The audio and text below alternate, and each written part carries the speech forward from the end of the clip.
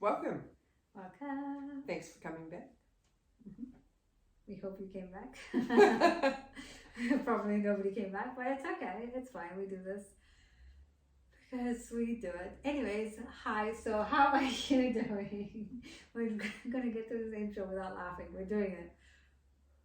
Apparently we are doing it. Yeah.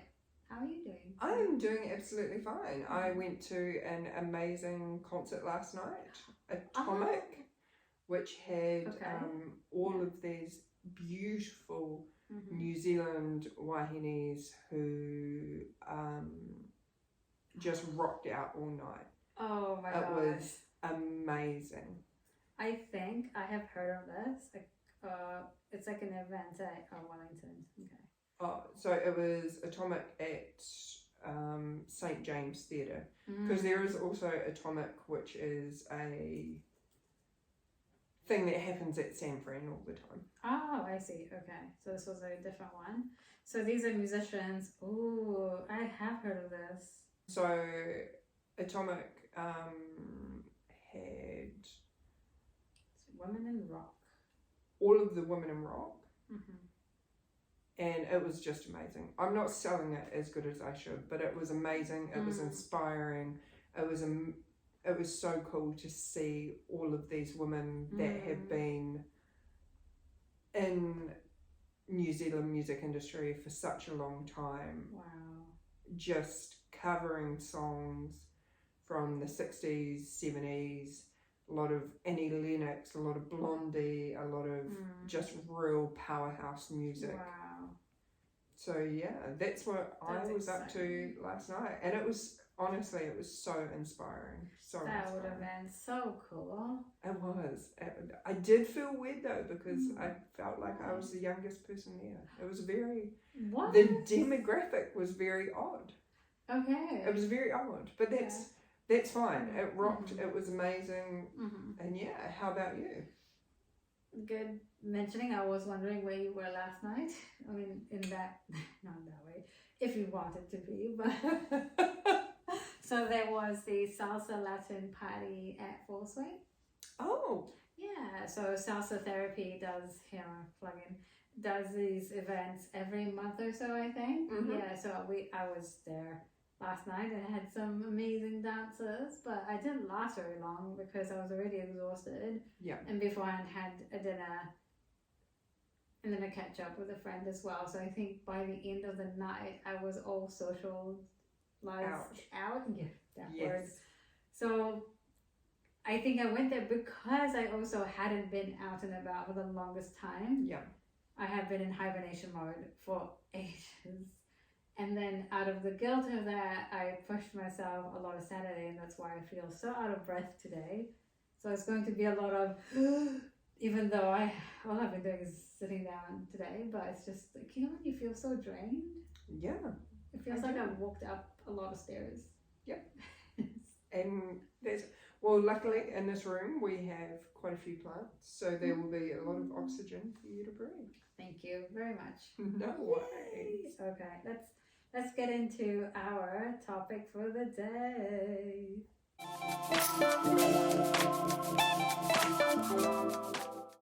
A bit of a trigger warning for. Okay, yes. Okay. So I'm like, people do what people do. Whatever. If you need trigger warnings, you need trigger warnings.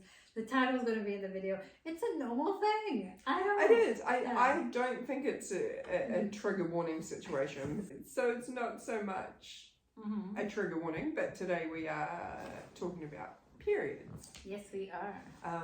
And yeah, so if you get a wee bit queasy, if you're squeamish, if this isn't a topic for you, then that is a-okay, but it is a topic that is important to the both of us. Yeah, and a lot of people who do have periods as well, because it is quite a journey with it, from when you first encounter or get or experience your periods all the way through to your lifehood. It's a thing that happens, and it happens on a regular basis, not so regular for some.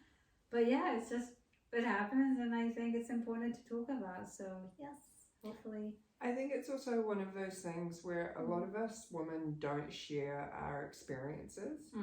Yeah. And I remember growing up as a kid and what I was taught about periods, which was just in a sex ed class. It was very, very basic.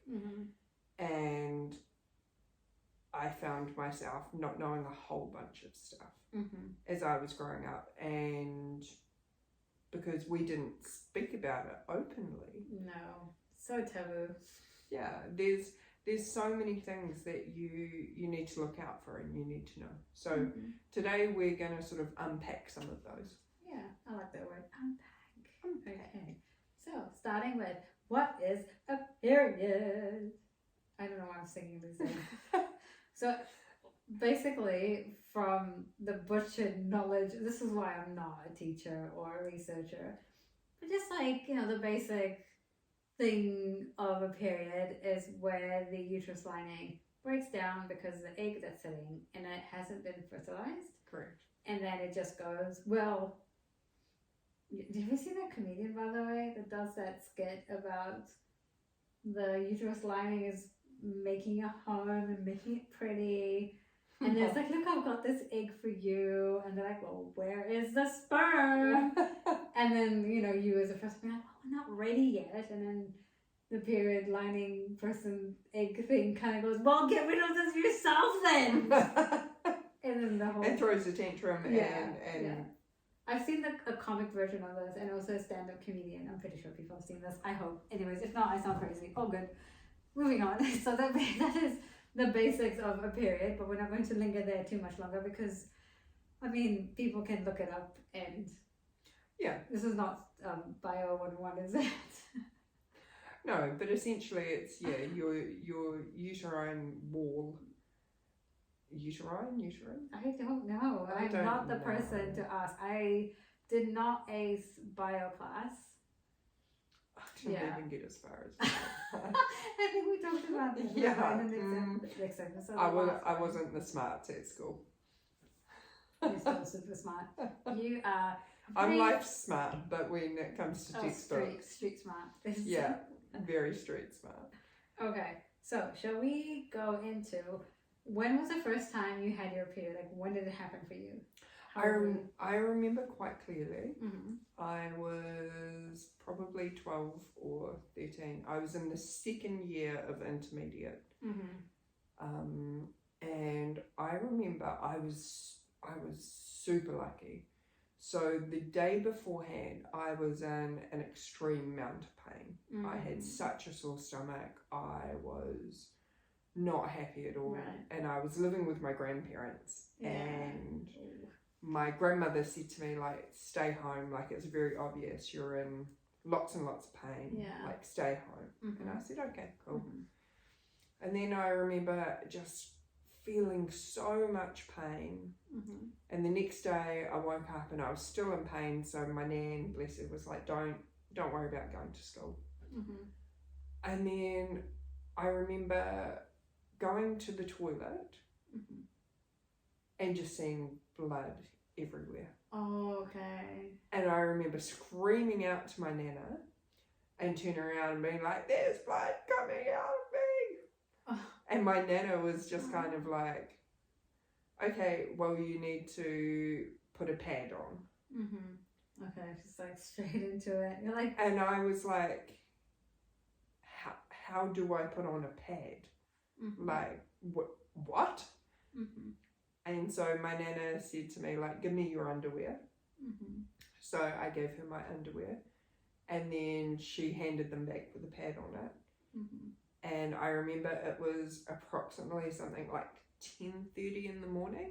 And I only remember that because had I been at school, I would have been on morning tea break. And I would have been at the end of the field. Oh, okay. So I would have got it at school, in morning tea, in front of everybody.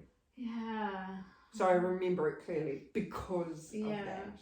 But good on your nan to be able to let you stay home from experiencing the pains, because I think some people would have, unfortunately, it does happen though, like even if you're not in pain, you go to school, you're wearing the wrong pants or dress or skirt, and then it just happens. And the thing is like there wasn't, like we had a very basic like period class. You know, it was like, oh, you have your period, there's tampons, there's pads. But how old were you when you had that class? It's the same time as sex ed, so I mean, like 16? That's no, that's too late when we had it. Like, way too late. Yeah, and so for me, like, I remember we had a period class and they gave us like a little period pack. Oh. And they were like, oh, you should practice with tampons. So when your period comes. Okay. And so I tried practicing with tampons. And if you do not have female insides, you probably won't know this. But putting a tampon up your vagina when it's dry no, does not work. However, nobody told us that. Oh, okay. So there was a whole bunch of us like practicing, and it's like sandpaper. Like you no. I understand trying to practice because when you get your period and it's messy and it's your first time, I just don't know. I mean, also, I don't know if they had it at that time or even if this is a good idea, but one of the things I do, which is, I don't know what to say about this. Okay, we'll get to more in detail, but I use lube. Yep. To help. I understand that. Yes, and also I guess some people might be along the lines of, well, if it's not that much, then you shouldn't be using a tampon. Fair, okay. But I just use what works and lube, and which was also from the last travel stink flight story with, I had the lube in the little period packs. I've got a little period pack which I take everywhere. It's got like a bunch of stuff in it, but yeah, there is lube in there too. And then, like, what school didn't prepare us for is like the shame that came with having your period. So I remember not doing PE classes. Oh wow, okay. Because like I swear I could smell myself, and I'd be like, oh, I can't run. Because I was only wearing pads as well. Yeah. I was like, I can't run, I can't do exercise. And then I remember being mocked at school, like literally by the teachers, being like... What school is that? Okay, never change, but... No, but they were like, you've just got your period. Like, why can't you do PE? Yeah. And of course, you know, once you become an adult, you're like, oh yeah, there are all sorts of things that you can do that'll enable you to play sport or do anything while you have your period. But when you've just got it and you're young, and you know, they're not very careful with these things. Like, we're not saying at all that you can't do PE but these teachers need to be, you're educators, you need to be more sensitive and approach the topic along the lines of, because having said that, side note, very similar thing, but we were forced into it, and our PE gears were white, and I had my period, and I bled out all over it, and it was embarrassing because there was also boys around, and it just, it's a horrifying experience when you're young and the teachers don't give a crap because they're there to do a job, get paid, and go away. Why are they not asking, okay, this is the first time, it's not like she's doing this on a occurring basis, and even if they are, then talk to them about, hey, you know, you can wear shorts underneath your pants, or maybe we just wear black pants and we'll let you get away with this one and not worry about white pants, or like, you know, yes, there's a pad, how about this, and then talk about some ways to work with it and not just pick on them and tease them and push them to do these things where, one, yes, smell is a big thing. A lot of girls worried about smells because some periods do have a strong smell. And also bleeding out. Like, it's just not, oh my gosh. No, and that was the thing, like PE, we had to be in shorts. We were lucky we didn't have to wear white shorts. But as a kid, you're like, so I've got my underwear on. I've got pad on. And then I've got these flimsy, like, cotton PE shorts. And like, we were doing aerobics, we were doing all sorts of things. And you're like, I remember getting into a battle with the teacher because I just wanted to wear my school uniform track pants. Okay. Because I was like, it just made me feel more comfortable. And like I ended up getting a detention for it because I refused to wear my shorts. Horrible. Even though I'd pulled the gym teacher aside and being like, hey, I've got my period. And she was like, and? You know, like we get periods. You just have to work around it. And in one sense, I get it. But in another sense, when you first get your period, it's terrifying. It is terrifying. And just, you're right though about, and I think that's the other thing, sorry, no English today as well, it's the shame around that I think they make it worse. So they're in the beginning of it, I don't know why I said in the beginning. So basically, when we first get it, we feel like fearful of it. So, and we feel ashamed for having it, but it's something that's so normal. But I think it's the people around you that doesn't normalize that. And I just, with these teachers, honestly, and I'm sure there's lovely teachers out there and really beautiful people that teach, but also back in, I don't know if it's back in my day. I don't know if this is a time thing. I don't know if it's a culture thing. I have no idea, but it's interesting when you said about the shorts versus pants, because growing up in the East, shorts were not a thing because you had to be appropriate. Well, our full uniform was always skirts for girls, which grinds my gears. Because winter and we're still in skirts, like, come on. It doesn't make sense. It makes no sense. And again, you're in stockings, you've got your pad on, and you're wearing a skirt. Like, you know what I mean? There's no, it's really a hard one when you are very young, and especially when you are very young. And there's a lot of things I think now as an adult, after growing up and going through life, that depending on your experience, you get to a point where you just either are so tired or you just don't care anymore. Not because you don't care, but because you're tired or you've gone through something, you've come out the other side. But I do remember, and I'm sure you remember very clearly, how embarrassing, it shouldn't be embarrassing, but how embarrassing. And I remember actually, now that you said skirts, because I also grew up wearing skirts in school as part of the uniform, bleeding through, because what were you going to do at that time when pads were the only options we had? And if you had heavy periods, which I'm sure a lot of girls do, especially day one, and you were forced to go to school, you just bled through it. You had to sit there, stand up, bleed through your skirt. Now you've got blood on your skirt. Everyone can see it. Point at you, laugh. That's your period experience. And when I grew up, there was no pads with wings. Oh, no. So there were none of this, like, let's hold on to it. Oh, that's a hard one, because I remember a similar, but very quickly, I think we were more of like the edge of it. So wings came in very quickly, which was... And pads were like what felt like inches thick. Yes, they were pillows, basically. Like really thick, one line, and that's all you had. And then it never stayed on the pad, ever. And that's what you had to do your PE stuff in as well, and live your whole day. And it's not that you could go to the bathroom whenever you felt like it. You had to wait. It's just, I don't know what to say, like why schools are so intense, or even home life or whatever life, and people bleeding, it's just, it's such a normal thing. And I don't know why society thinks of it in such a, it's this taboo, this is that. Exactly.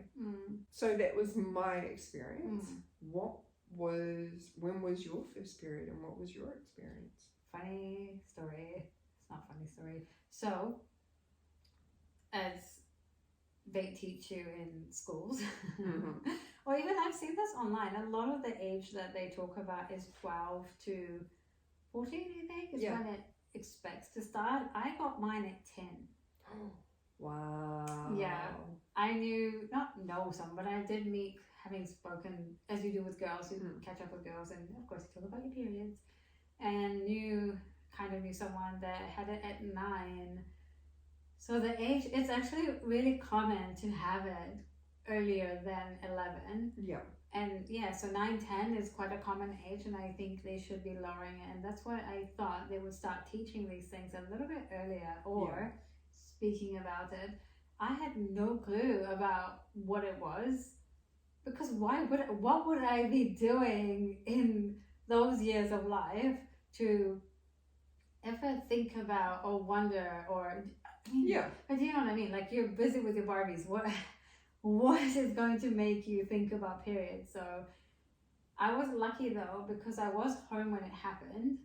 So I don't know if it was a weekend or a school day. Either way, I was home. And you know how when it starts, you get a little bit in the big, for some people, not always. So usually day 1 is when people talk about how it's a flood and bloodbath. Usually when my experience with my period, so it's kind of like you get a drop or two. It's kind of like the warning sign. So that's day 1. And then day 2, which is the bloodbath, begins. When I was young, when I first started getting it, it started very slowly. So it was like a drop and then 2 drops. So I thought, I don't know what I thought. I just freaked out, as you do. But I also lived in a society where you don't talk about anything female related or biology, or because everything is so sexualized. It's ridiculous. So like, I grew up predominantly with my grandparents, so me and my nana didn't really talk about periods. We kind of like skimmed over it. Like, did you have... No, nothing. Yeah. Nothing. The only period talk came when it was way too late. Yeah. Which is basically sex ed, which got cancelled because that's, like, I don't want to say it's illegal, but they were trying to get rid of all these topics in school. So things like music and all that kind of unfortunate stuff. So... Friendly reminder, we grew up in different countries. Yes. So I grew up in the East, you grew up in the West. Yes. Yay. So yes, they were trying to get rid of music, get rid of sports, get rid of all these things, including sex ed and periods. And so learning about sex ed, I think I was already 16 at that time. Maybe I was 17, I don't remember. And it was all bundled into one. Yeah. So it was sex ed, and then girl has a period, here's a uterus, this is your period. What else happened after that? I can't remember. Yeah, that's pretty much it. It was very basic. It was not informative. And at that point, you already have most girls. Yeah. Some are late ones as well. Yeah. So at that point, a lot of girls that I went to school with already had periods. So I don't know what we were even... We knew it already. This is too late. Let's move on. So hoping that it will be more of a discussion and a conversation for younger girls that would get their periods at 9 or 10 years old. Yeah. So I think at that point when I started not realizing, so I tried to hide it. Yeah. So from the first drop to like, okay, this is a little bit more. I didn't know why it was happening. And like the whole, you screamed out loud. Girls can't really do that over there. You have to hide everything unless you grow up in a very different kind of family. So there are families that are mixed that live in the East, and they are really beautiful families, and their parents are very connected with their kids. They're very vocal, and they are a safe place. And usually, not always, but usually you would have daughters talking to mums and mums talking to daughters about these things and are preparing. So one of them was a nurse, and just different things. Some were stay-at-home moms, really lovely, and they prepared their kids really well, unlike some parents, but we'll move on from that one. So I tried to hide it. So I'd get tissue. There was no toilet paper there. There's a whole different system. Yeah. So just using tissues and rolling that up and using that as, I guess, as a pad, which I didn't know what a pad was. And then trying to hide it as much as possible and washing my underwear in the sink. So it was hidden for the first month, and the second, I don't know how long I got away with it until someone in the house obviously found out, because when you try to wash stained blood and you're young, you don't do a very good job. You think you do, you don't. So someone found out about it, and it was not a relative or a parent, so I think that's why they felt okay to approach me about it. and they were like, hey, you know, you kind of got your period. And I'm like, don't talk to me. Don't talk to me. I was so embarrassed. I was so embarrassed as well. Yes. Like when my nana told everybody else, I was like, and everybody was like, oh, you've got your period. I'm like, horrified. Yeah. Horrified. And trying to sneak pads into rubbish bins. Yes. And like, absolutely horrified. Me too. Side note. Yeah. Even if you live in a flat and there are only males there, can you please have a rubbish bin in the bathroom? Yeah. And the toilets? Yes. Like, I honestly, if I'm at your house and say it's just a house full of males, put that rubbish bin there. I will empty it personally before I leave your house. Yeah. Like, if you guys don't want to do all that, we will. That's fine. But please, or for those solo dads who have daughters, put a mini rubbish bin in the toilet. Like that's a good term. Thank you for that. I think for those who do get periods and need to work with period products, the first thing when I go into a bathroom, the first thing I notice is that whether there is a bin or not. Yep. And stories of a lot of girls. So this conversation came up a lot. With the girls I went to school with, and they would have to travel to different areas during certain holidays, so they don't always have Christmas over there. Well, it depends. I don't know what it's like now, but other holidays where they travel back to where they were born or where the family's from, there's spaces where it's a communal bathroom, and I don't know what it's like now. It'll be different for sure, but back then, so that would have been early 90s. No rubbish bins, nothing. You had to go and throw it in the main kitchen area in front of people. It's just why? And it's and again, solo dads may not think about that. No. Because it's honestly not your realm. It's a realm you should definitely learn about. But that would be my hot tip, particularly if you're in a house full of males or solo and you have a daughter. Make sure there's a rubbish bin in the toilet. And it's not as, because usually when, for example, and I think a lot of people who do have periods do this, where they take care of the stuff, I don't want to say more carefully, it's not really more careful, because you're in someone else's house, that you wrap it up, you cover it, like it's not as explodingly in your face as you think it is. It's not. It's not. And there are moments where when there was no rubbish bin, I had to take it with me. You've done that. I've had to do that as well. Or even, going back when you're traveling. Sometimes there's been nothing around. I'm pretty sure I've had to do that as well, or like just staying over at people's houses, and I'm like, I'll just take it with me, it's fine. Just hide it in the bag and then throw it once I'm out. I don't know why. Sorry, you. No, I was going to say, so you started young at 10. Yeah, and that's basically how it was until someone, told me about pads. And I think, do you know what? Like, my memories are all mushed together. I do wonder if it was not at home, because, that was the other thing. I think it was both. So at home and also not at home. So this would be in a school setting. And they also had caretakers, and because there's females in that building, there was female caretakers there as well. And how to explain this one? So they were, because like I said at that, when we were talking about how it's a single pad, there's no wings, you're bleeding out. So of course these ladies would see it, and you're a 10-year-old, of course they'll feel bad. But now that I remember it, one of them thought I was bleeding from my leg because it had gone down my skirt, and she couldn't understand that it was a period because I was so young. And at that time we had a language barrier as well. So she had to, then she realized, because I remember her trying to look on my leg because we had to wear tight, it's a whole thing. And then she just couldn't understand. And then I think I could see on her face, she realized what was going on. And then but because of your age, it wasn't a natural thought. No, it wasn't. So I think that's part of it. She was really lovely, very sweet lady. And then she would tell me about, all I remember her was trying to say, put it straight, put it properly. But of course, you can put the pad on as straight as you think it's straight. It's going to shift when there's no secure wings on it. Even with wings, I can tell you right now. I wake up after a night of sleeping because I toss and turn. Me too. And my pad is sticking to my bum and like it's twisted and it just doesn't sit as well as people would think it does. It's an interesting one. And you're constantly like, even though we're lucky now and we have ultra thin pads, and not everybody has access to ultra thin pads, you're still like continuously wondering if people can see that you're wearing a pad. Like you're always continuously doing that.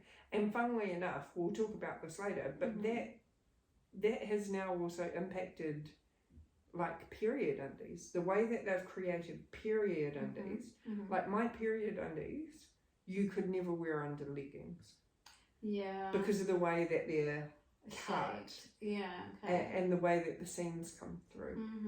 But we'll get onto that kind of stuff later. In more details. That would be a good one. But so that was our first experience. It is really frightening and scary. I think what I wish back then, I mean, you can't really change in terms of what your knowledge are. I just wish that, I guess I approach people, I don't. It's a different time and place. What am I trying to say here? I think I'm trying to say that reach out to the ones that you trust if you do get your period for the first time and you're feeling anxious about it, you're worried about it, or it's uncomfortable. There's a lot to it. It's the pain that comes with it, all that other stuff, the zits that you get. So I remember being I don't want to say depressed about it, but it was kind of in that. Did you feel that when you first got your period though? I was just like, this whole bleeding business is like, it's overwhelming. And I thought it was the beginning of the end of like, really? Well, no, I think it's one of those things, and it sounds silly, but like you cut yourself on your leg, right? And there's blood. And so as you're growing up, any sign of blood is always like, right, you need plasters, you need hospital, you need something. And then all of a sudden your body decides, oh no, we're gonna shed our lining. And you're just gonna bleed. And it's not like you can just put a band-aid over it. Like you know what I mean? So as soon as that amount of blood, and for me, I was the opposite. I've been a very, very heavy bleeder. So for me, it was just like, it honestly felt like I was like, my body is shutting down. It's doing this thing, and it's shutting down. And you know, lo and behold, I'm here many moons later. But as a kid, you don't know. My instant thing to blood was always like, oh, like you're broken somehow, you're damaged somehow. Danger, like there's blood, like something's going wrong. Whereas this is just what the body does naturally. Exactly. It's like a very natural thing. It's very normal, and I think it's such a devastating, defeating feeling that this is going to happen every month. And at that age, you didn't have a calendar, all those period apps and things like that. So it came as a surprise every month, even though they said 28 to 30 days. It's irregular. You can't really plan. You can plan around it. But I mean, if you're going to bleed, you're going to bleed. Like even as an adult. So I think, when you're young and this is the first time, reach out to people you trust that are older than you a little bit, maybe, who have experienced with it and can kind of talk you through it. Because one of the things back in those days as well was there was no podcast and the internet wasn't a big thing. Magazines. There was no internet. No, it was for me. I was like, at all. I was around when internet started. Oh, that's exciting. No, it wasn't. It was dial-up. It was far from exciting. I had to dial up too. It is. We'll get into it. Nostalgia things. We'll get into it. But what else I was trying to say as well, because I remember magazines were a big deal back then. Magazines were huge thing. So I remember buying a magazine at some moments that you swap it with your friends and things like that. One of them had a column where, those Ask Auntie something column. So advice columns. Yes, Advice columns are a thing. I love it. Yes. That's a good thing, and we should bring them back. And one of them was someone asking about periods and how to work with them, handle them, and the person writing in was around a young age, I can't remember.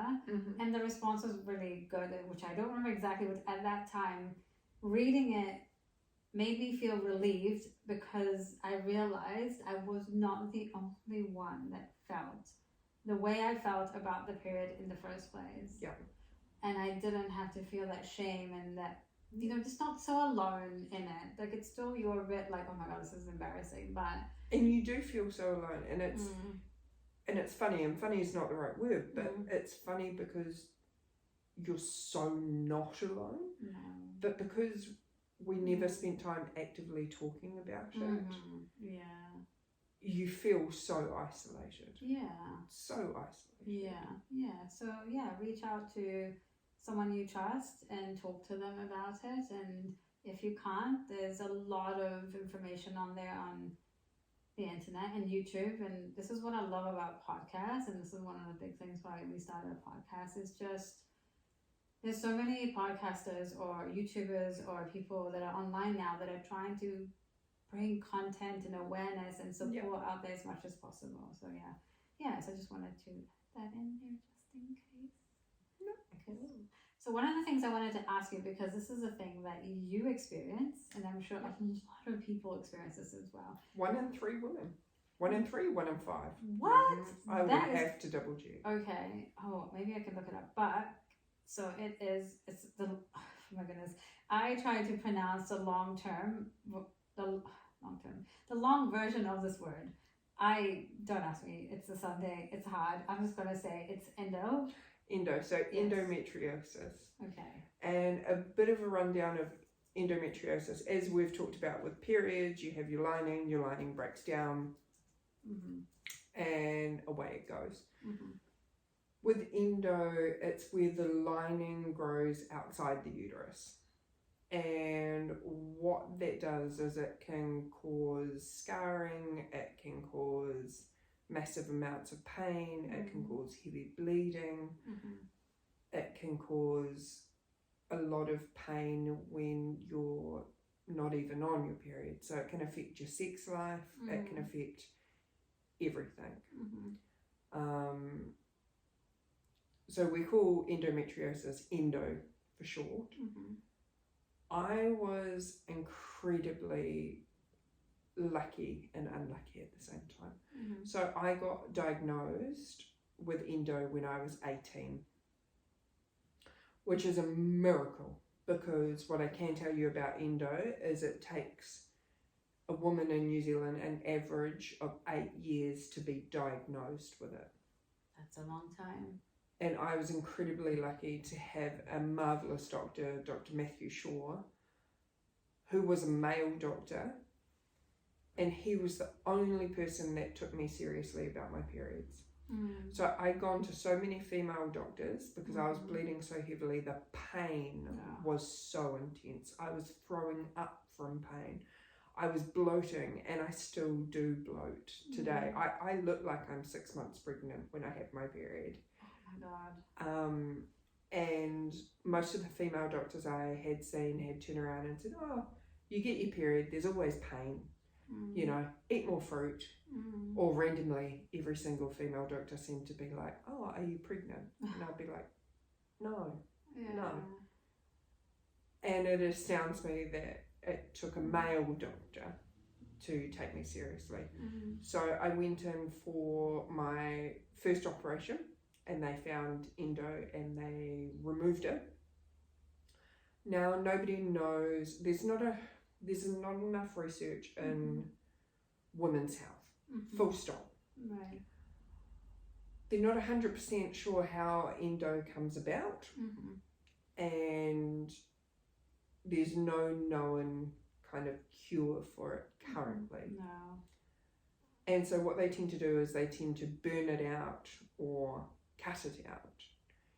And in New Zealand, we're a wee bit behind the times on how we do these things. So definitely for the viewers who are somewhere else in the world, you have got access to things that we don't have and techniques that we don't have. With endo, it is, sometimes you can have endo and not feel anything. A majority of the time you have endo and it is so painful I would have to go to hospital. I could not work.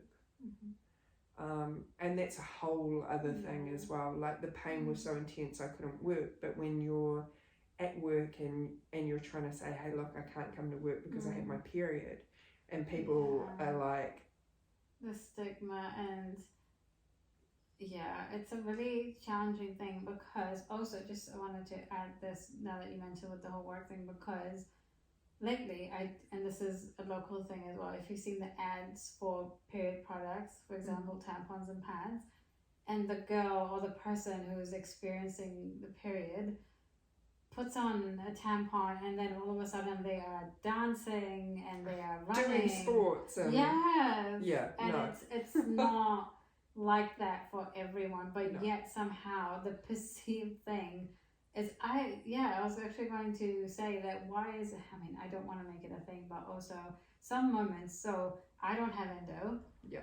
It's a very random thing, up and down. I experienced those symptoms as well when I was younger. It's a lot more. It has reduced as I'm getting older, but it does still happen where the pain comes out of nowhere, and it is really, is debilitating the word?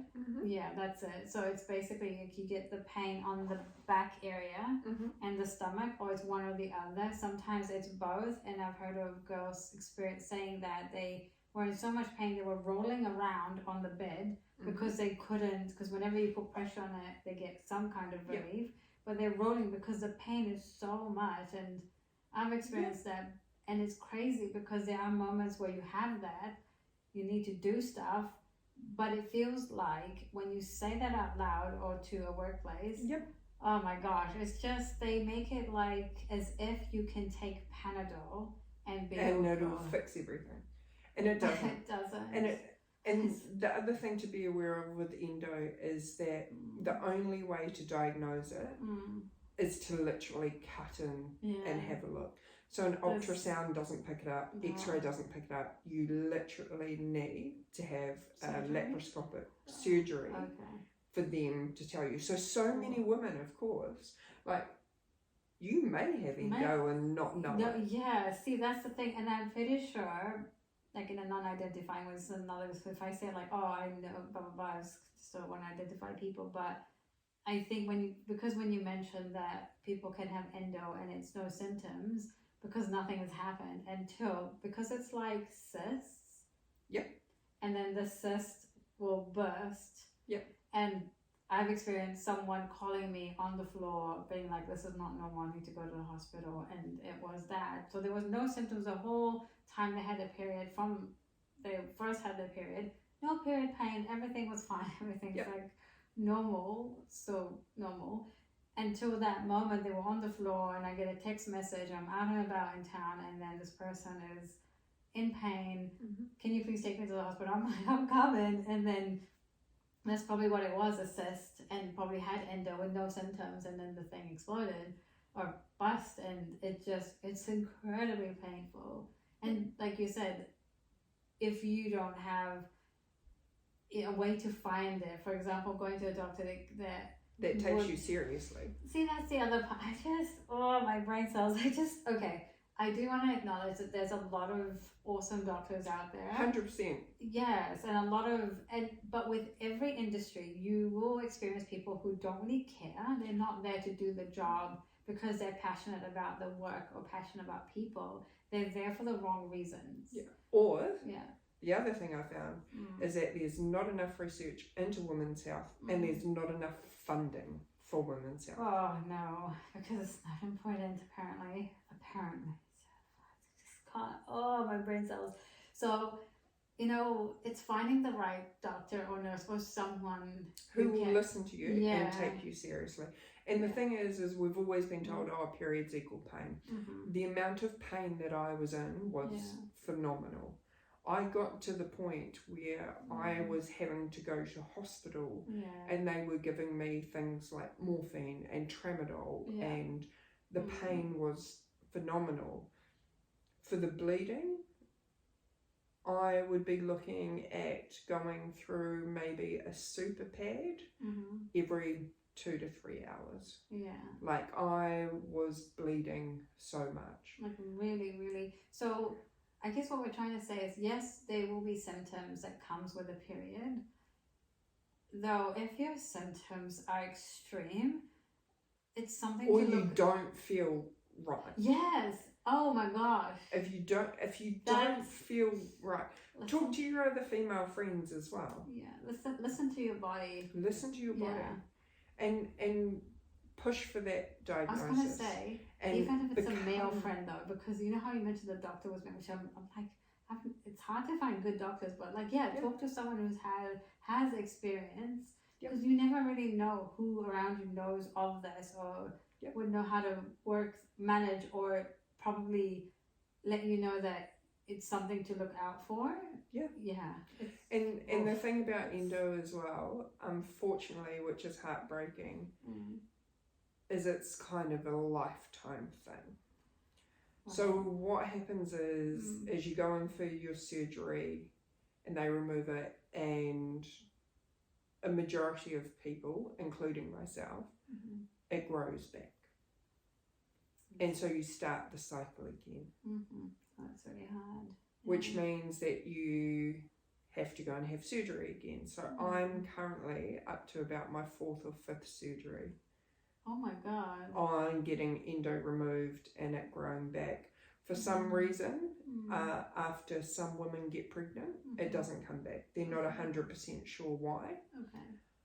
Problem with endo is that it can decrease your chances of being able to conceive children. So then you'll also have a whole bunch of doctors be like, just get pregnant and that might solve it. Of course, if you're not wanting children or you've got endo and you're finding it hard to conceive children, then that's not always the answer. So unfortunately with endo and the way that we deal with it here in New Zealand, it is something that constantly comes back. And to give you an idea, I recently went through an operation and endo causes tethering and scarring in your uterus. So my last operation I had, my fallopian tubes were twisted and they were stuck to the back of my uterus. My bowel had tethering onto my uterus. I had endo, I had cysts, and I have fibroids as well. It was an absolute mess in there, and I had ultrasounds, I had x-rays. They had even gone as far as doing MRIs. Oh my God. And everything looked kind of okay. There was, it looked a wee bit weird, but not enough to concern the surgeons. When I woke up from my last surgery, it was, sorry for my language, the surgeon was like, it was a shit show in there. Oh my like God. none of the ultrasounds, x-rays, MRIs picked up even what was going on in there. So push for another opinion. Just keep on pushing and pushing and pushing. It is very, very common, and it's not normal to feel that amount of pain. It's not normal to bleed that much either. Yeah, and I'm sorry you had that experience. It's really terrifying. And also you're trying to solve this thing where even technology is not helping anymore. It's a lot. And so you do a lot of home remedies, and I mean the best tip that worked for me, and it's not going to work for everybody, but a really hot shower, which isn't great for your skin, but that's a whole other topic. Really hot shower, orange tiger balm. Oh yes. Orange tiger balm, because you open the pores in your shower. Orange tiger balm, slather that on, put some clothes on, you will feel like you were on fire. It is not a nice feeling. Oh, do you put it on while you're in the shower or after the shower? after the shower. So Okay. dry off. Okay, dry off, then Tiger Balm. Then Tiger Balm, and it's got to be the orange one because Tiger Balm comes in orange or white, and Okay. orange has got like chili in it or something. Oh my gosh, I know. You can buy it from a lot of Asian stores. Mm-hmm. And that, even though you'll feel like you're on fire for the first 5 minutes, definitely don't put it anywhere where it shouldn't go. Yeah, not on broken skin or not on broken skin, not inside you, not on your eyes. No, don't do any of that. Not sensitive areas. No, it's like deep heat, but deeper. And heater. And heater-area. Even though that's not a word. Heater-area. I like that word. And it feels like you're on fire, and then all of a sudden, like, everything relaxes again. I get very, very bloated. My skin gets very stretched. I get very, very sore. Okay. Yeah. But endo is one of those things that it's so common in women, but it's undiagnosed, and it takes up to 8 years to get diagnosed. That's crazy. The other hot tip I would give you, if you're in New Zealand, honestly. So in New Zealand, we have free medical care through the public health system. What I can tell you is that people who have private medical insurance, before they go in and get diagnosed with endo, get quicker surgeries, get quicker results, get people that are willing to do more. So even though we have a free public system here, I would urge anybody to get private healthcare.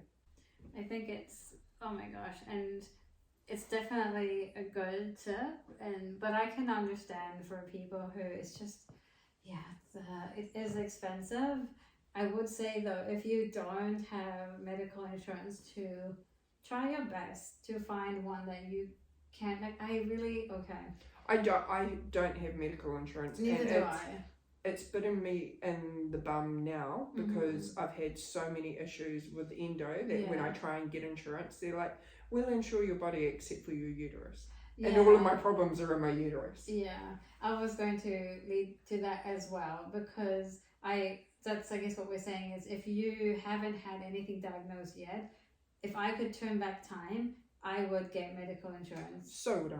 Yeah. If I could turn back time before I got diagnosed with anything, I would get medical insurance. The private sector here, things get done. Yeah. And things get done in an appropriate time. I do think it is really sad, because I can totally see how people would live paycheck to paycheck. Yep. And a lot of people do, and the cost of living is absolutely crazy. I think there were really sad moments in life where I just thought, you know what, if you're going to get sick to the point where you need hospital care, we can't afford this, we're just going to keel over it. Like, this is what we've come to. And so I can totally understand that. But I think back then, if I could just have pushed, and I don't want to say like, because I'm like, what else would I have sacrificed? Food, like, it is hard. But yes, also on the other hand, there is that part where now I'm also diagnosed with, a range of things. Yeah, and you are too. And it's like, well, if we get medical insurance now, it's like, well, we'll insure everything under the sun except the things that you actually need. Yeah. And would probably be... Or there's a 2-year or 3-year stand down period before you can... Yeah, exactly. Oh, my soul. And it's definitely... I mean, I never got private medical insurance because we lived in a country where I was like, well, going to the hospital's free. So why would I pay? Second of all, most of my life I haven't had the money to be able to do that. Same. Oh my gosh, it is a catch-22. It's a catch-22. Yeah. So it's kind of try your best if you can. If it's something you can do, definitely urge to do it. Get your insurance first. Yeah, then keep on pushing for a diagnosis. If you feel like it's not right, go to another doctor, see another specialist, do what you can. Record everything you can. Record the amount of periods that you're having, how many pads you're going through, what it's like. Is it affecting your sex life? When you have endo, the way that it grows and the placement of it, sex can be really debilitating. It can be really, really painful. It can be really sore. And when you're in a relationship, sometimes whoever you're in a relationship with doesn't understand the amount of pain that it causes. You also, another sign of endo is bleeding after sex. I mean, obviously people like different things. Maybe you're being a little bit rough. If you're not, that is another sign as well. But you know, it got to the point where my endo was affecting my relationships with my partner. You know, because it does impact every single area. And you got to remember that for those who don't have periods, it's not like we have these once every couple of months and it's all like hunky-dory. This is like generally every single month. Every single month we go through this. Unless you've got some stuff going on with your body, like I have currently. And I'm now only having my period every 3 to 4 months, but I'm having it for 3 weeks solid. Yeah, see, that's the other part with it, and I think there's a lot that goes into that, whether you do have endo or you've got other things. I do want to add on to the endo where people do experience this other thing that's called PCOS. Polycystic ovary syndrome. Yes. You're very good with these terminologies. Well done. So, do you know much about PCOS? It can, short answer, no. Have I probably got it? Probably. I know that there are a lot of hormones involved. I know that hair growth is one of the side effects. Extreme pain, getting a lot of cysts as well. That's very accurate. It's basically what this is here. There's an overview. I'm not going to read it. So you pretty much nailed it. You're very good at this. This is great. I'm like, I have to Google. So just like with endo, a lot of people also suffer with PCOS. And they may have overlapping symptoms like heavy bleedings, pain. The hair follicles as well, usually on the chin area or the upper lip as well is another sign. And finding it really, really hard to lose weight, or finding it really, really hard to gain weight, I think. But it's predominantly because your hormones are so out of whack as well. You tend to gain weight quite easily. And again, like you said, there is not a lot of research in the female or people who have periods, and it's the same thing with PCOS. A lot of the definitions online also add that there's not a lot of information out there anyways. No, and there is a combination of different ailments that you can have. There's also there's PCOS, there's also another one, and I've forgotten the name of it, but there are quite a few different conditions you can have with your periods. And it's all under-researched, underfunded, and we really need to band together as people to support each other. And try to help out and see if one person does one technique, it may not work for everyone, but it's something to try. Just for example, and I do wonder now that I'm looking at these symptoms, I'm like, actually, because I'm sitting here going like, I don't have any of this, but also, you know, how you mentioned earlier about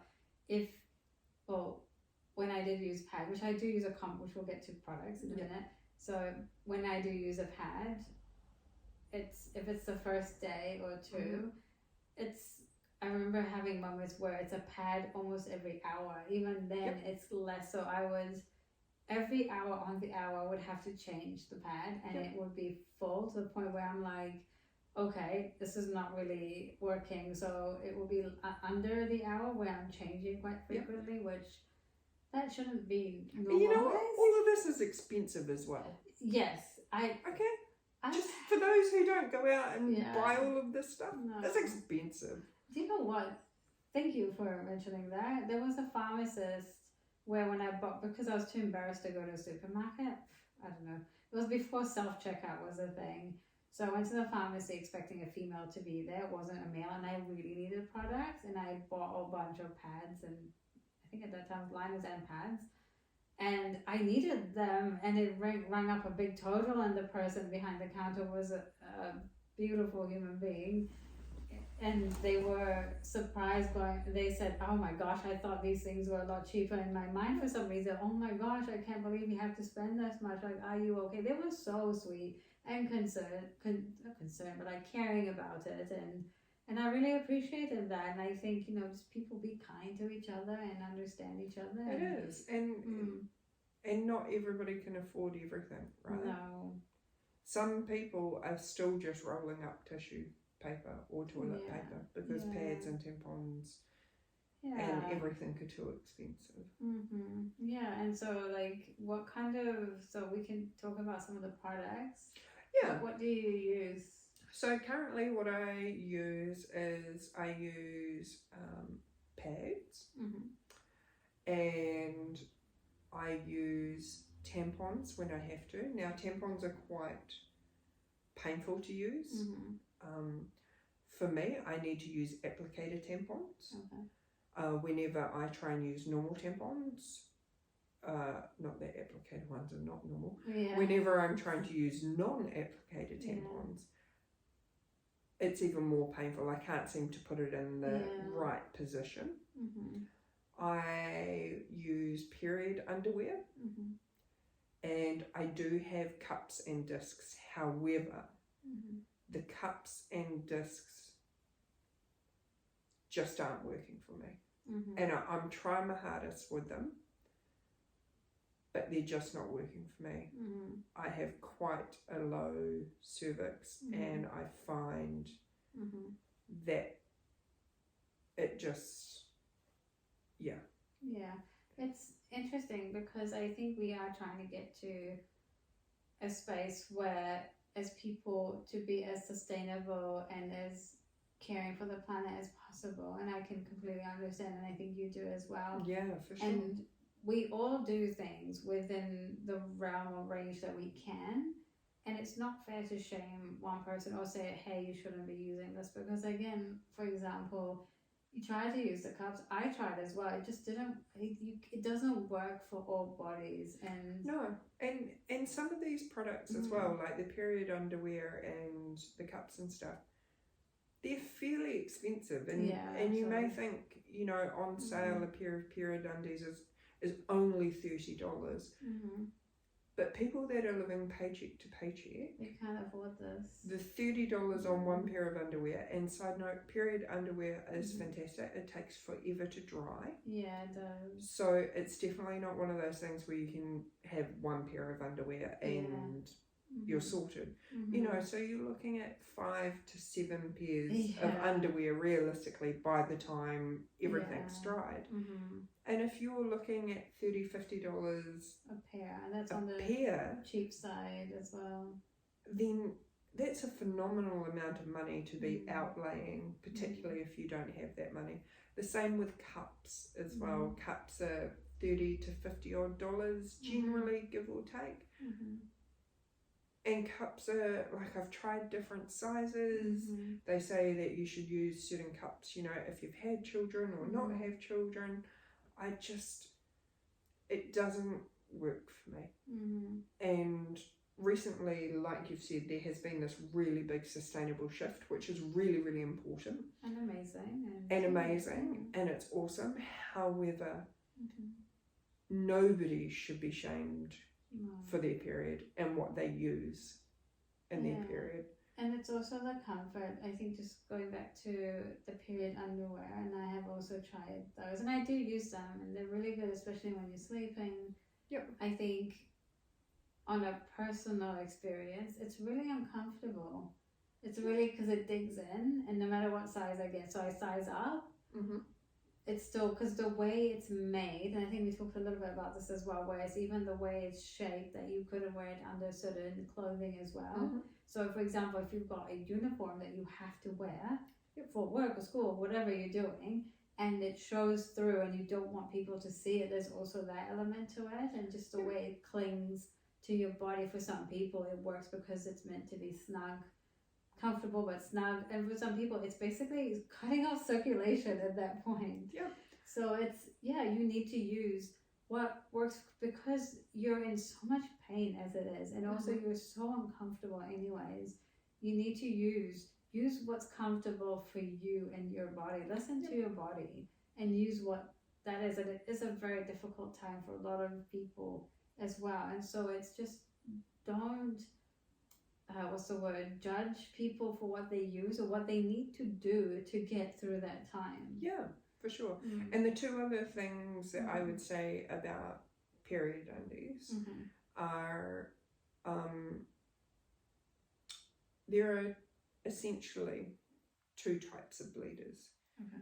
So there are people that bleed, I mean, we're all bleeding from the same place, but for some reason they bleed more up towards the front. And other women bleed more towards the back. Again, it's all coming out of the same place. I don't know the science behind it, but what I've learned is, like, there'll be period undies where the protection area is quite high in the front and quite low in the back, and there are period undies where it's the opposite. There's also pads that are like that. Yeah, you'll notice on your own pad, like where the blood is on your own pad. Like I'm definitely a front bleeder. I bleed more in one certain area, and then the blood, if there's any other blood on the pad, it's generally because I've been moving around and doing stuff. So with the period undies, sometimes you just have to work out whether or not you're a front bleeder or a back bleeder and what style of underwear. The other thing is they are they're waterproof. So one thing that I didn't realise after years of using pads and then switching to period undies is the fact that when you've got your period undies on, they feel fine. When you go to the toilet and then you pull your period undies back up, they feel wet and they feel cold.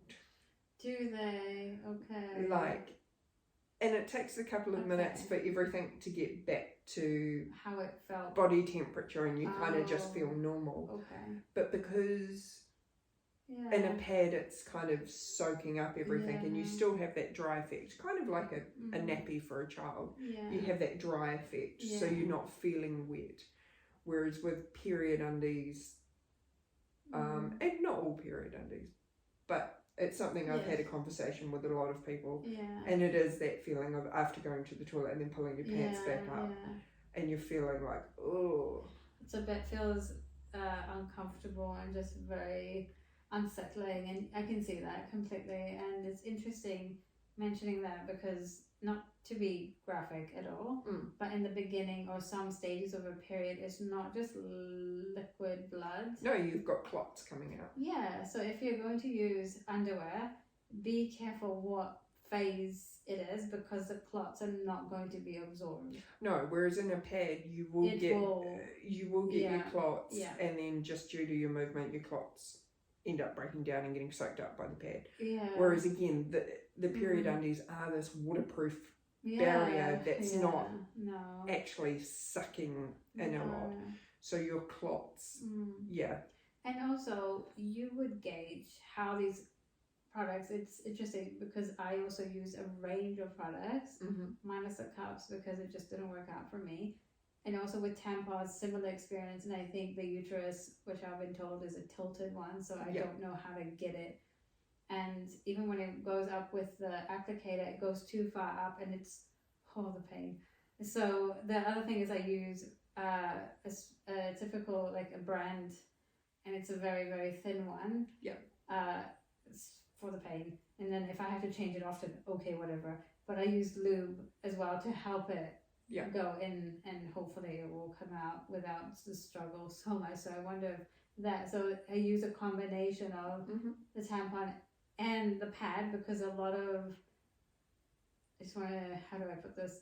It depends. If I'm home, then period underwear and a liner. So I double everything in the early stages of, this is why through this conversation, I'm like, do I have PCOS? Because I didn't realize how I've, some girls that have a pad or a liner and then their periods are done within 3 days.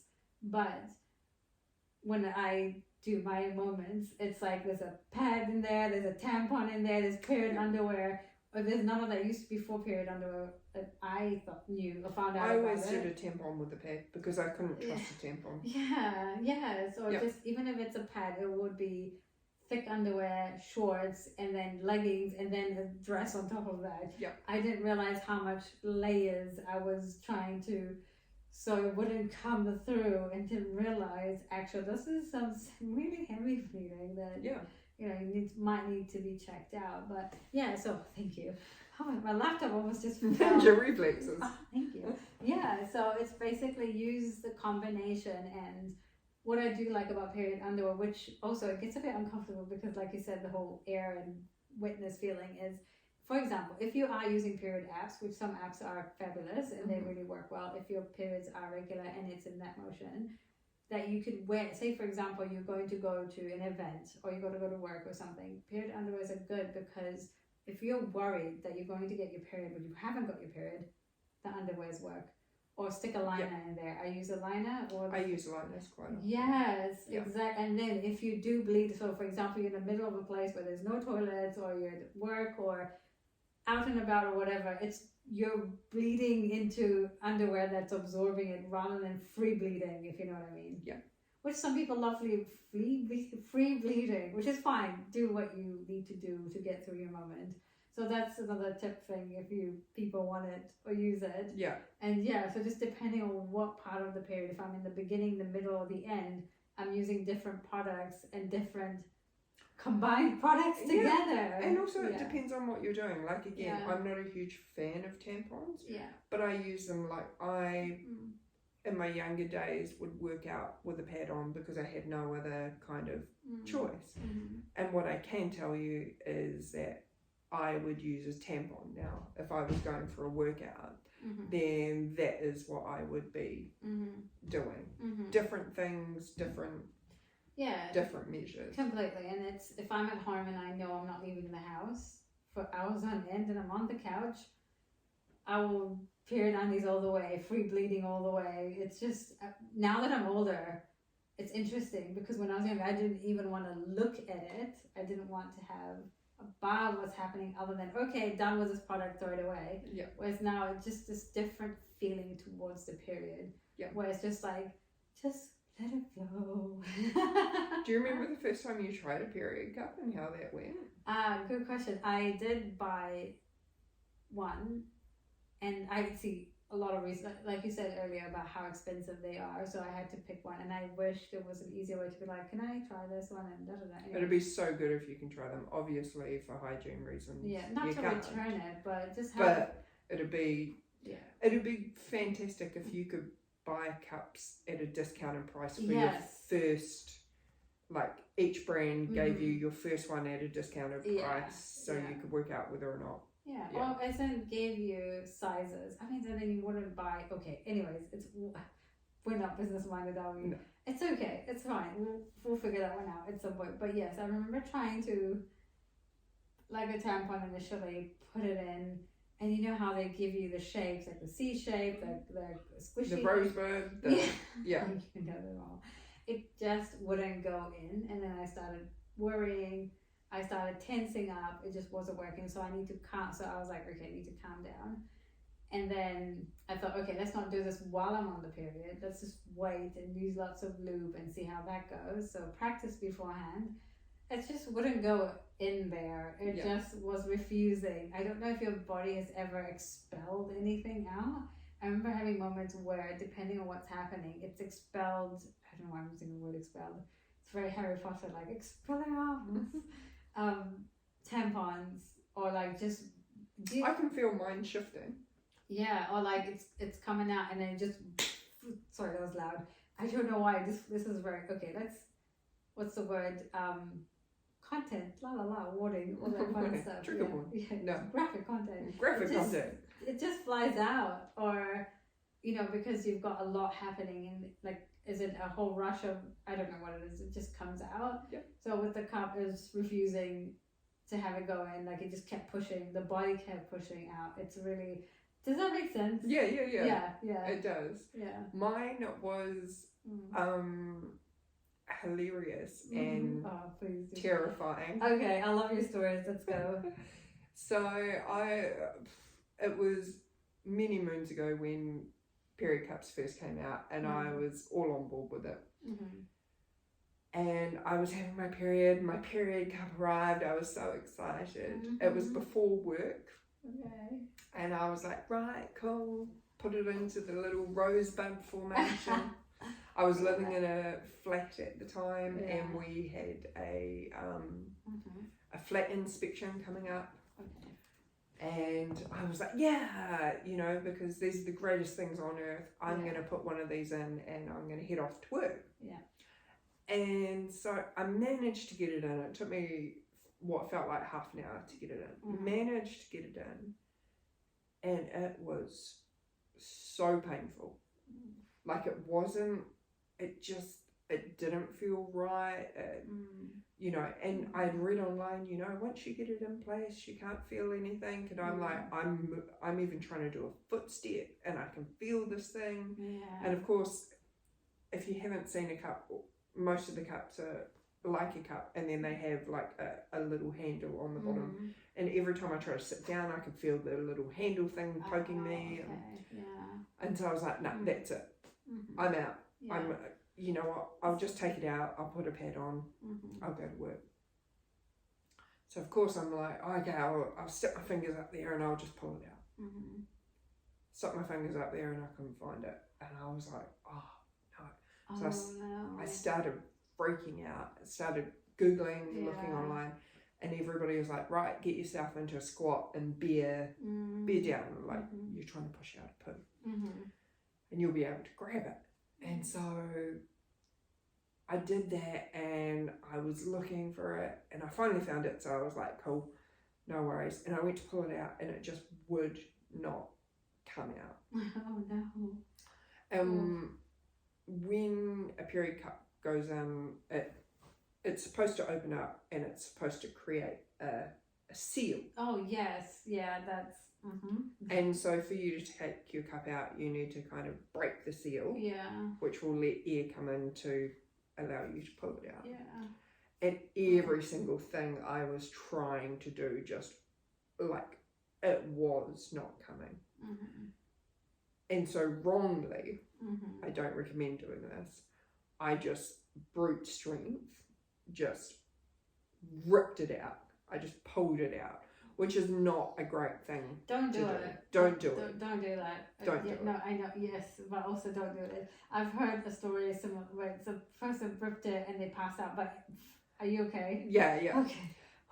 So bear in mind, me and my wonderful magical world decided to do this just before I was going to work.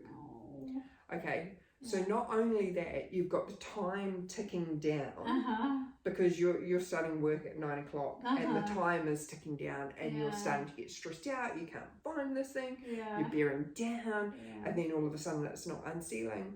And so with all my might, and again, don't do this, I just ripped it out. I pulled it out so hard that the content warning, that the blood flicked across the floor, up the ceiling, up onto the ceiling. Oh my gosh. And we were having an inspection that day. It got to 9 o'clock. I had to ring my boss and I said, look, I'm coming in late. And they were like, why? And I was like, you really don't want to know. Just leave it with the fact that I'm going to be late. Okay, side note, listen, if you are a manager or a boss and someone who has periods calls you and goes, I'm running late, and they ask why and they're not giving an info, just put 2 and 2 together. That's all I'm going to say. Carry on. And so now, of course, I'm standing there with this bloody cup in my hand. There's blood all over the ceiling. I'm panicking because I'm late for work and I've got this inspection that I've got to go to that's happening at our place. I got to work and my boss was like, so why are you late? And I was like, I told you don't worry about it, but it won't happen again. And he just would not let it go, and he was like, no, why were you late? And I was like, because I pulled a period cup out of me and the blood ended up on the ceiling. and his face drained. Oh. And he was like, oh, that's too much information. Okay, so the next time you ask me and I don't give you a response and just say that it's a woman thing, just don't worry about it. Don't worry about it. Exactly. Sometimes people, I understand if someone's trying to take the piss, but you know, it's not that you were like multiple times on end. It's the whole cry wolf situation. It never, you're a good worker, you show up. Oh my gosh. I think it's because when you're ringing somebody and you're saying, hey, look, I either am going to be late or I need the day off, you're not ringing up with a cough or a sore throat. So people are like, well, what do you mean you're sick? But that's crazy. So we need to, I think it would be interesting to have a conversation about, I don't want to call it the corporate world, but it is the working world, where I understand, okay, there will be people that would muck around and not show up late if they do, all this kind of stuff. But there are very hard workers out there. There are people who want to work and will show up and are showing up. My goodness, people have things happening, you know. Life, oh my goodness, my brain cells. I get it, I do get it. But also, if someone is ringing you up saying they're going to be there, just running late, let them do what they need to do. They'll make up what in this world is so important that this person not showing up at 9 a.m. in the morning is going to make the whole world fall apart. This is not an army. Even if it was, no. I'm just so frustrated. I'm so frustrated. How did we get to this kind of society? Thank you for sharing that. That's so if you too have had that struggle, you are not alone. Like, especially with cups and the whole flying. With cups, and I've tried discs, and discs feel really weird. I had trouble getting the disc out as well. I don't know whether it's something where I just need to keep on practicing. But at the moment, for me, it's period undies, tampons, pads, and liners. Similar. And you know, if cups work for you, that's amazing, and they're very environmental, and they're like easy to, for example, not easy to use after that story, but you know, they're easy to manage because you know, you use one, you clean it. It's not that you need 20 of them either. So it's amazing that you can, if you use it and your body is able to function with it, a disc or a cup, be grateful. Thank your body, thank your uterus. There are people who are not experiencing normal periods, so they need to use disposable products or undies or a combination of things, because that is what managing the situation is. Some people, unfortunately, have to manage it. And speaking of management, I'm just going to touch on the pain side of things, because that is next level. And I know you mentioned earlier how you had to go to hospital, but if you don't end up in hospital, or your pain is not at that level, but it's still a lot and it's still unbearable, and you are crumbling on the floor or on your bed or on the couch, I do find, depending on where your pain is, so if it's on the back, I use like heat press, for example, a wheat bag or hot water bottle. Wheat bags, hot water bottles. Yes, heat in the shower thing, like sitting, and sometimes when, I can't remember, this was before the hot water bottle, I don't know why it didn't click, and I'd sit in the hot shower and I'm just like burning my skin because the heat was helping the pain. So a combination of, I don't know if I talked about this part, where even if I'm using the apps and I can see that the period's about to show itself or appear, and if I can try to not have as much soda, because I've noticed for me, and I've heard this through other people experiencing similar things, which I don't think it will be a universal thing, I'm not saying it is, but soda, so things like Coke, Sprite, fizzy things with lots of sugar, if you have that prior to, on the week of or prior, quite closely to the period, the pain. But I've noticed when I eliminate it, because I don't have as much Coke, only maybe if I go out once in a while, I might have it, the period pains are still there, but not as severe. So I don't know if that's related, I don't know if it's not, I don't know if it's placebo effect, I don't care. Eliminating it helped me, helped a lot of other people, maybe it'll help you as well. I'm just putting it out there. Whatever works for you, do what you need to. Heat, lots of heat, sometimes painkillers, although it doesn't kick in till like 4 or 5 hours, which at that point I'm like, is it the painkillers or is it the period coming down? Yeah. I can't even tell. And again, with painkillers, always consult your doctors first. Oh yes. But sorry. yes. Yeah. I use a lot of like ibuprofen. Oh yeah. Yeah. I've also been prescribed codeine as well. But again, each person is different. Yeah. Is different. Consult the doctors Consult your doctors. Exactly. And yeah, you just might need a combination of things to help you with that relief in the beginning and to get through it. Yeah, and the thing is as well, you know, sometimes it's also things that help your period. It's just people being kind to you. Yeah. I can tell you right now that sometimes during my period I get a little bit more fragile. Yeah. I get a little bit more frustrated, a little bit more easily. And sometimes just getting a hug from the right person or just getting something, a nice compliment, anything. Words sometimes of encouragement. Yeah. Really helps. And having that understanding that, you know, yes, we've been told we get moody all the time. Not all of us get moody. I don't really get moody. I get a little bit fragile depending on what's going on. Oh, everything makes me cry. Yeah. Yeah. Mine's generally frustration. I'm trying to do something that I normally do and it's not working as well. Yeah. Side note, periods and sports. One of the things I have noticed with my periods as well is like when I go to the gym, I can almost not lift the amount of weight that I would normally do. And yeah, there's a whole section that we could talk on about sports, gym, when you've got your period. Yeah, it's interesting, but good on you for still going to the gym. And if you can't, something that I probably couldn't do heavy exercises as well, which is okay. And also I've heard of people doing yoga. So there's some yoga things you can find online that particularly target period pains. And it works for a lot of people. It didn't work for me, but it might work for others. Yes. So have a look. So for me, definitely, like, it's a catch-22 because you're in so much pain, you feel terrible. The last thing you want to do is exercise. Like, that's the last thing that you feel like doing. But exercise makes me feel better. No, I won't, you know, and exercise can be just going for a walk. Exactly. Or doing some gentle stretching. I remember, actually, here's the other thing, and with periods, they do change over time.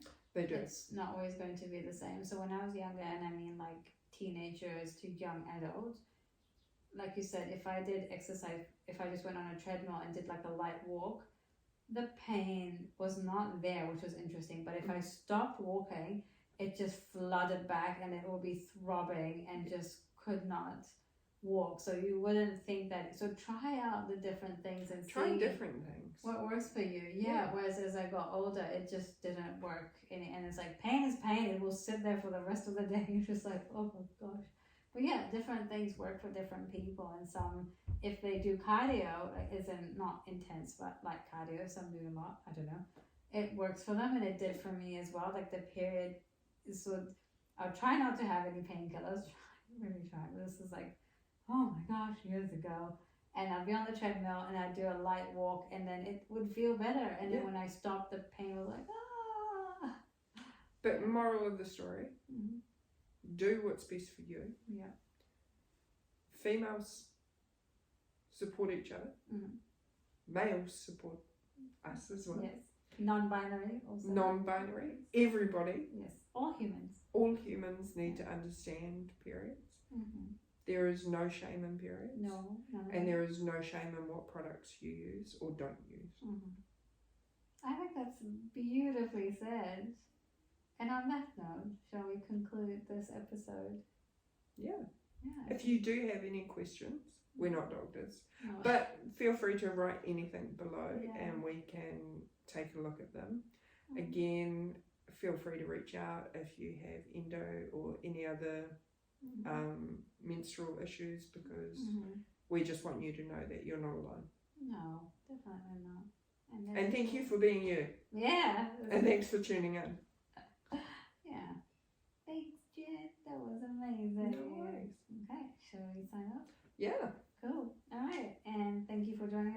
episode. Come back for our next episode, which I'm sure will be amazing. Cool. We'll see you later. Bye.